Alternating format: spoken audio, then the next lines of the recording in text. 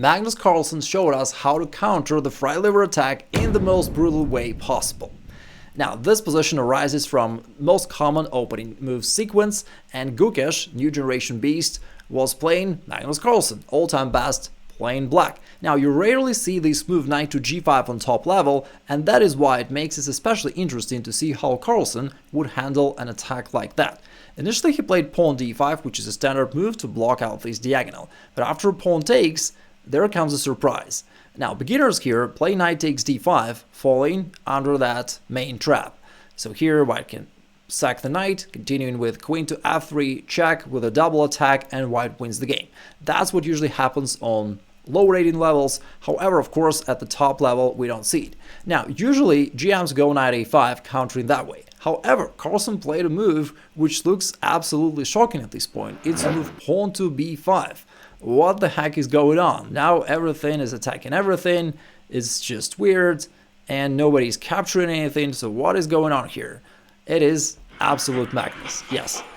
Now, in reality, it's a very interesting opening line, which I do recommend you to play as black. Now, in the game, Gukesh played bishop to f1, which is another paradoxical move. And what is going on here? Was Gukesh so upset that he's already setting it up for the next game? No, it's actually the best move according to an engine, but of course it's very counterintuitive and very few of your opponents would ever play that move. They would usually play one of the more natural moves, which are actually worse, and usually you can beat them there quickly and easily. So if your opponent actually plays that computer move bishop to f1, feel free to unleash your inner Kramnik and do all the needful. Before we dive into the game itself, let me show you real quick what happens in the most played move, bishop b5. This is what your opponents are going to play most frequently. Now, to this, you now respond with queen takes d5 with this triple purpose. You guard the knight, you hit the bishop, as well as this pawn on g2. Therefore, your opponents will usually trade. Now, they still need to guard this pawn. They do so by castling, and now you establish this battery along this diagonal, threatening queen takes g2 checkmate. They are going to need to counter that somehow. They usually play f3 trying to barricade the diagonal, but that is already a losing error. And it's actually not easy to defend this position at all for white anyways. So here you play this brutal chess. You just play h6, kicking off this knight. You control this square many times, so he can't go there. If he goes back, you go g5. Absolutely straightforward way to deliver your attack and to go for the checkmate. You want to go g4. Blow up this diagonal and deliver a checkmate. If he goes knight f2, doesn't matter, you still go g4 and it's the same outcome. So if he takes, there is queen takes g2 checkmate. If he doesn't take, you can take yourself, you can also include your rook into the attack. Your king seems to be a little bit vulnerable, but if there is ever any danger, you can always castle queenside, it is totally safe there, and that's how you win the game pretty easily within just a couple moves. So let's say he plays whatever, you can trade and then go rook g8. Even if he trades queens, that doesn't save him after this check. And king h1, bishop takes f3, it could be something like this. A quick reminder that it is the last opportunity to make use of the special offers in honor of my birthday. Up to tomorrow, you can still get up to 70% off my premium courses, plus get some cool bonuses. You can get all the details below the video in the description. So if you have any chess goals that you wish to achieve, whether it's to get to the level of 2000 or even more ambitious to become a title player, we've got you covered. We have students, hundreds of students who did all that, and so we can give you that clear blueprint for chess improvement. Back to the game, Gukesh played the correct move bishop to f1, and now Carlsen recaptures this pawn on d5. This also opens up this diagonal, and therefore this knight on g5 is now attacked. However, this time Gukesh plays bishop takes b5. Now, clearly, this bishop can be investigated for strange movements and driving under influence. All these maneuvers seem to be weird, but these are actually the best things that white could do. Here with bishop to b5, white counters this knight, and now black does not have that move queen to d5, which we talked about previously, hitting the bishop defending the knight, because their own knight obstructs that square. So bishop b5 in this case makes sense for white. Now, in this case, Carlsen played bishop b7. Very good move. Bishop d7 is a more defensive try, which is what beginners play. But bishop b7 not only guards the knight, but it also puts this bishop to this long diagonal. And as we have seen before, this actually sets it up for a very nice attack to your opponent's future castling. So bishop b7, very strong. Now, white still needs to deal with this threat to their knight, and once again, Gukesh plays the correct move. Instead of just passively retreating back, he goes d4. not only guarding this knight, but also challenging black's center. Black recaptured, and now white castled. So white is also trying to potentially be aggressive along this file, but Carlsen goes bishop e7, closing the file, and also renewing the threat to this knight. So Gukesh just played knight f3, and black castled. Now, after the smoke has cleared, we can see that, yes, black will probably lose this pawn, they'll be down a pawn. However, they managed to turn things around, and instead of being a defender, now they are ahead in development, now they are the ones attacking, and that led to a really cool game. Now, Gukesh decided to first trade here on c6 and then grab this pawn so that it comes with a tempo. But after bishop b7, basically white is facing the same problem. Like, yes, they're up a pawn, but they're a little bit behind in development. And generally speaking, black has these really monstrous bishops along the diagonal and some really cool chances for their attack. White played knight to d2. He could develop the knight more naturally to c3, but in this case black could trade and double pawns for white, therefore Gukesh decided to develop it this way. Now Carlsen goes rook e8, putting the rook to this open file. Gukesh played c3, solidifying the knight, but Carlsen says no way, goes c5, kicking the knight out. After knight f5, potentially being ready to trade the bishop, Carlsen just moves it back, also opening up this file for the rook. Knight f3, Gukesh still tries to complete his development, and now queen f6, black is already attacking. The knight needs to go, and now Carlsen played a prophylactic move pawn h6. Generally speaking, black would wish to go this way, straight away, preparing for some sort of discovered attacks, but that would fail due to bishop g5 skewer. Therefore, black needs to be careful, and that's what we man models play in our blitz games, but Carlsen, of course, is much more accurate. He goes h6 first. Now, Gukesh could foresee that rook d8 is coming. He played queen c2 in advance, and after rook to d8 anyway, black's got a fully mobilized army, and although white is up a pawn, it's much harder for white to play here. White went rook d1, also putting a rook to an active position, and now Carlsen thought of how to continue his attack and played knight b6.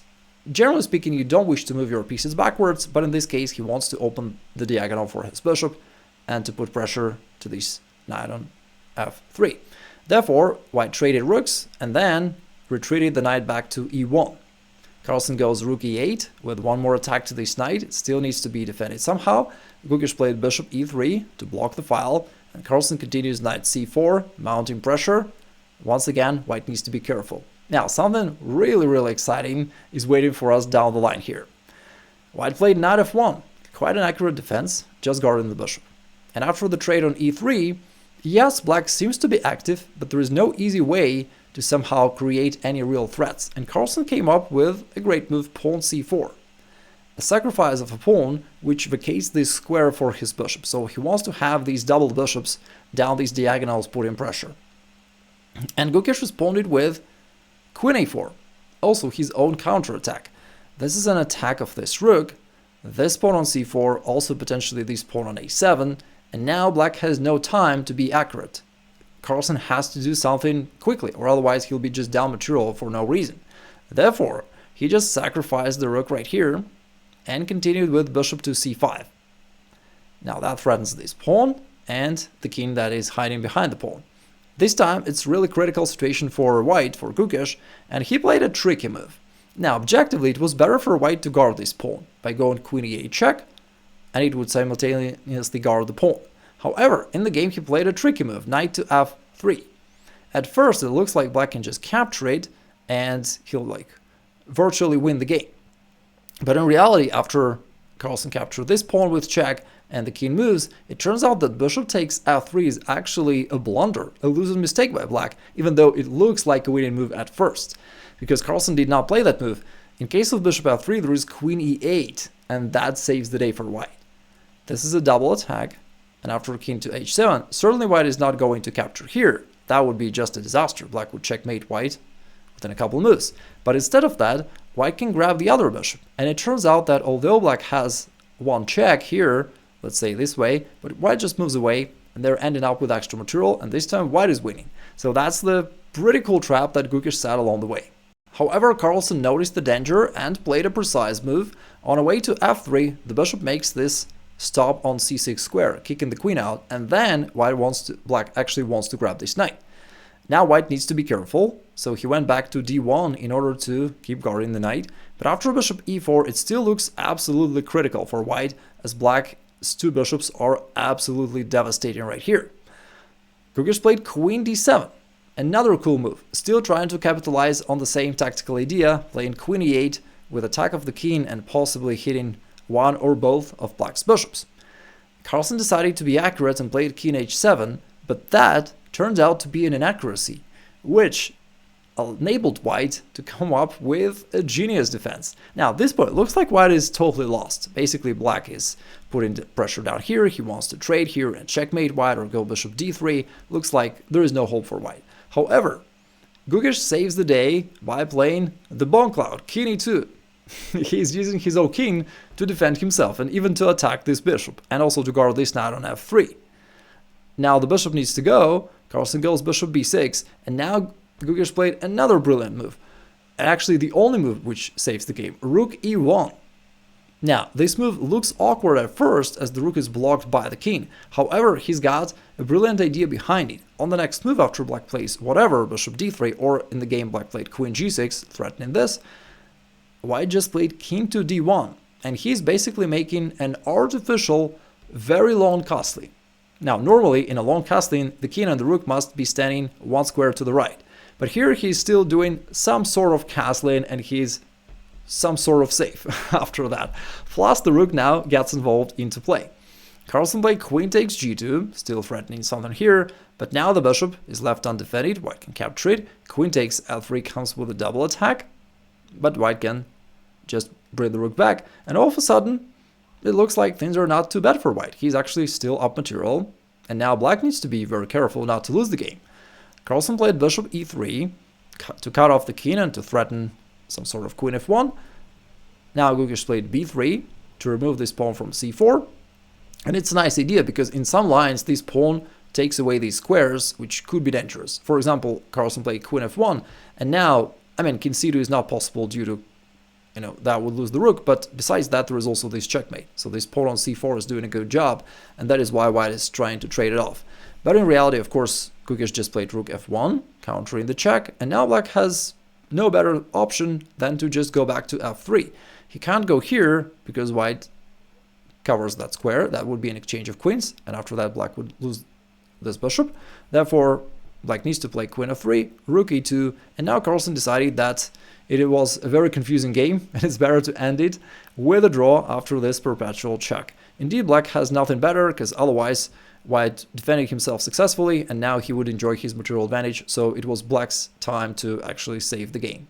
If you want to know more about this opening line, which I do recommend you to play as Black, you can find more details in this video where I go more in depth into the same line. And if you want to take advantage of the current special offers due to my birthday and get up to 70% off my premium courses, level up your chess, it's the last chance to do so. Click the link in the description below the video or somewhere on the screen, and I'll see you on the inside.